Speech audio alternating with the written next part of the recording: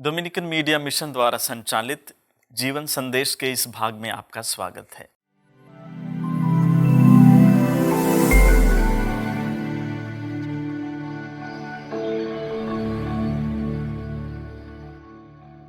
प्रिय दोस्तों, शादी के बाद का महीना हनीमून का समय होता है। हनीमून दो शब्दों से बना है।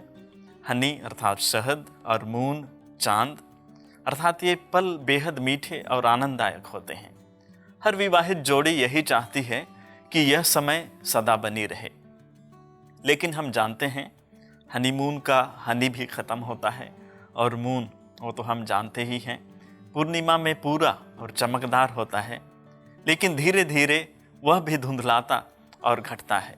मेरे अभिषेक के बाद मुझे याद है लोग किस तरह उल्लास और उत्साह के साथ निमंत्रण देते थे। कुछ समय तक यहाँ वहाँ स्वागत और बधाई का कार्यक्रम, फूलमाला, मधुर गाने और उपहार, बड़ों का स्नेह, छोटों का सम्मान और सबका प्यार, यही सिलसिला कुछ समय तक चलता रहा लगातार। ऐसे वक्त में खुशियों का सातवें आसमान को छूना स्वाभाविक है। जिंदगी आनंद के शिखर पर सुकून के सुमन बटोर रही थी। लेकिन फिर वह हनीमून या मधुमास का अंत भी आया और सामान्य जिंदगी ने असलियत से भेंट कराया। हम फिल्मी सितारों या अन्य लोकप्रिय व्यक्तियों को जानते हैं। एक समय होता है जब वे प्रसिद्धि की शिखर पर होते हैं। वे लोकप्रियता की उस चोटी पर अपना तंबू लगाना चाहते हैं, लेकिन कभी न कभी उन्हें वहां से उतरकर जिंदगी के मैदानों में आना ही पड़ता है। आजकल हम कई ऐसे सौंदर्य प्रसाधनों, ब्यूटी प्रोडक्ट से परिचित हैं जो हमें जवां और आकर्षक बनाए रखने का वादा करते हैं। लेकिन कब तक?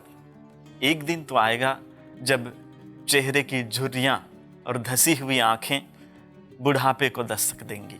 हम में से हर व्यक्ति जो सामान्य बुद्धि अर्थात कॉमन सेंस का प्रयोग करते हैं, इस वास्तविकता से भली भांति परिचित हैं कि जिंदगी हमेशा प्रसिद्धि, महिमा और लोकप्रियता की शिखर पर नहीं होती।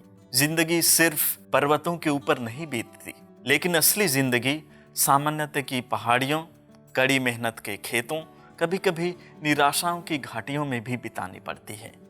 यहीं पर प्रेम, भक्ति और त्याग के मैदानों में हमें अपना घर बसाना पड़ता है। यह सब मैं क्यों बोल रहा हूँ?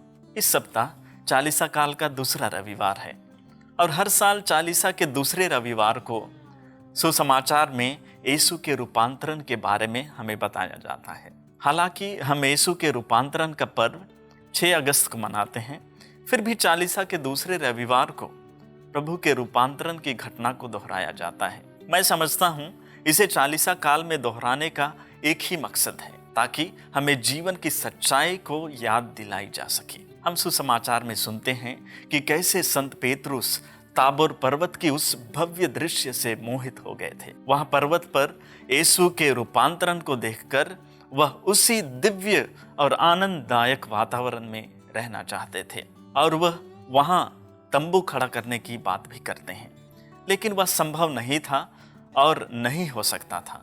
अचानक बादलों से वाणी सुनाई पड़ती है, यह मेरा प्रिय पुत्र है, इसकी सुनो। इसके तुरंत बाद जब शिष्यों ने अपने चारों ओर दृष्टि दौड़ाई तो उन्हें यीशु के सिवा और कोई दिखाई नहीं पड़ा। सब कुछ चला गया था। वे चमकीले वस्त्र और एलियस और मूसा सब गायब हो चुके थे। शिष्यों के लिए वह वक्त अत्यंत सुखदायी था, लेकिन उन्हें पर्वत से नीचे उतरना पड़ा और यीशु के दुखभोग और मरण के कठोर सत्य को भी सुनना पड़ा। शिष्यों को न केवल यीशु के दुखभोग और मरण का सामना करना पड़ा था, बल्कि अपने सामान्य दैनिक जीवन में उन्हें भी अपना क्रूस उठाकर चलना था, जैसा कि प्रभु यीशु ने उनसे कहा था।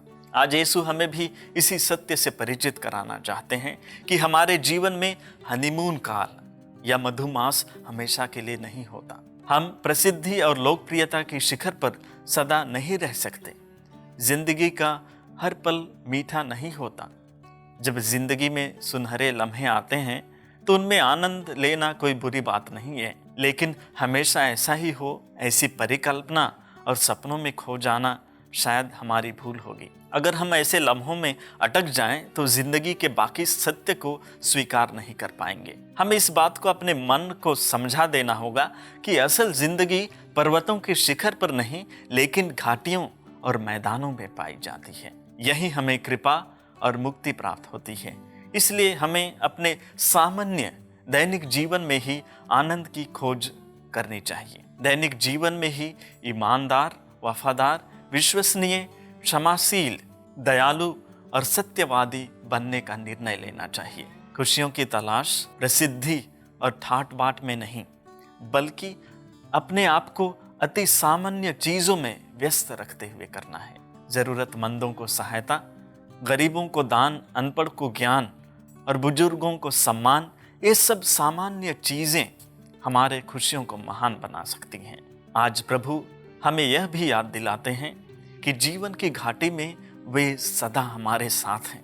दूसरे पाठ जो रोमियो के नाम संत पौलुस के पत्र अध्याय 8 संख्याएं 31 से 34 से लिया गया है।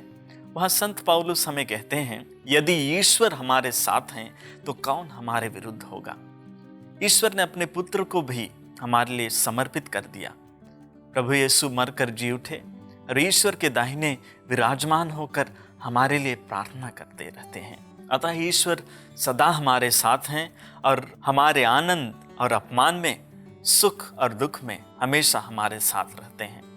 तो आइए हम प्रार्थना करें कि ईश्वर हमें जिंदगी की सच्चाई को स्वीकार करने के लिए कृपा दे और सामान्य चीज़ों में खुशियां बटोरने की सद्बुद्धि दे।